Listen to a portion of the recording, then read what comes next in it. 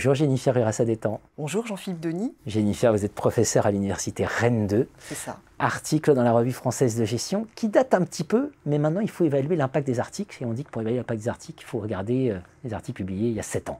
Au moins 7 ans. Il faut arrêter de la fuite en avant dans le prochain papier.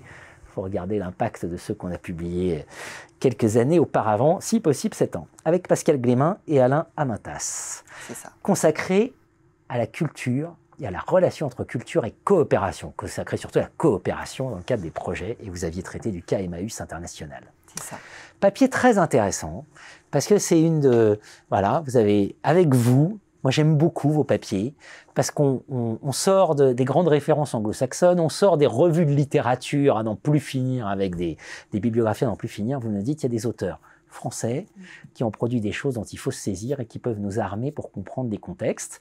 Vous avez fait un papier sur l'appropriation de la fonction d'employeur, vous mobilisiez Amaury-Grimont. Dans ce papier-là, sur la coopération, vous mobilisiez Stéphanie Dameron.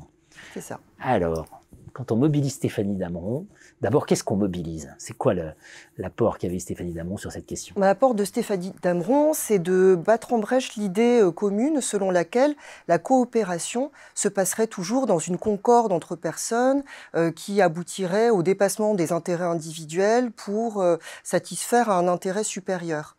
Et en dehors de ça, pas de coopération possible. Et Stéphanie Dameron montre que si, c'est possible.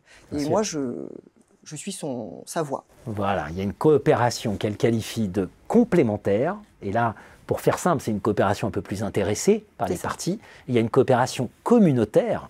Là, c'est une coopération parce qu'on contribue à une offre commune. C'est ça les deux dimensions. Oui, voilà. Et évidemment, quand on s'intéresse à un projet, et c'était ça l'apport de votre article, quand on s'intéresse à un projet, selon les phases, selon les moments d'un projet, on peut coopérer différemment. C'est ça. Alors, ce que dit Stéphanie Dameron, c'est que dans un projet, la première phase, c'est la phase où on apprend à se connaître, se caractérise plutôt par une phase de coopération communautaire. Donc on cherche à avoir une identification commune, à créer une communauté. Ensuite, lorsque cette première phase est passée, lorsque le projet est concrètement débattu et puis développé, on passe à une phase de coopération complémentaire, où là, les intérêts individuels prévalent et puis l'organisation du travail est davantage distribuée et faite en fonction des compétences de chacun. Et le projet se termine par une troisième phase, la phase de cristallisation du projet. Là, par exemple, si c'est un prototype, il est terminé et il faut essayer de faire adhérer ce projet-là, ce prototype, aux personnes externes. Et donc là, ça se caractérise par une coopération communautaire.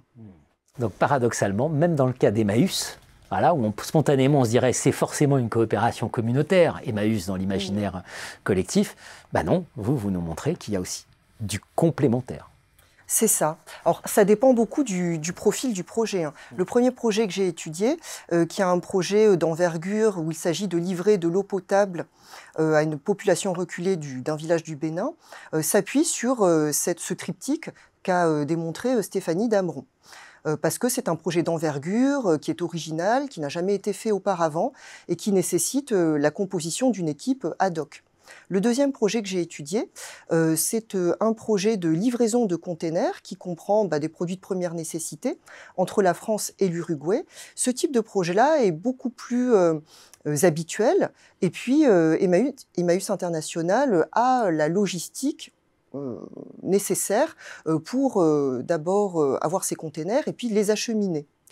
Et c'est dans ce cadre-là qu'on retrouve plutôt des projets qui débutent par une coopération complémentaire au lieu qu'elle soit communautaire, tout simplement parce que, comme l'organisation du travail a été déjà réfléchie en amont, et que les objectifs sont assez clairs dès le début, la communauté de France sait ce qu'elle doit faire. Collecter les objets et puis les mettre dans le container. Et c'est lorsque le conteneur est livré que débute la deuxième phase du projet, la phase communautaire, lorsque la communauté française et la communauté uruguayenne se rencontrent et que là, le projet est incarné. Donc là, vraiment, la communauté se fait. Et enfin, la dernière phase, qui est celle plus administrative, où on rédige à l'attention de la direction d'Emmaüs International les bienfaits les résultats de ce projet, eh bien, est une phase complémentaire, puisque là, chacun retourne dans ce qu'il sait faire. Je tire un enseignement de ces 2 papiers que vous avez publiés dans la Revue française de gestion, que j'aime beaucoup. C'est à l'heure où tout le monde ne parle que de gap, voilà, gap théorique, etc., qu'il faudrait trouver pour publier.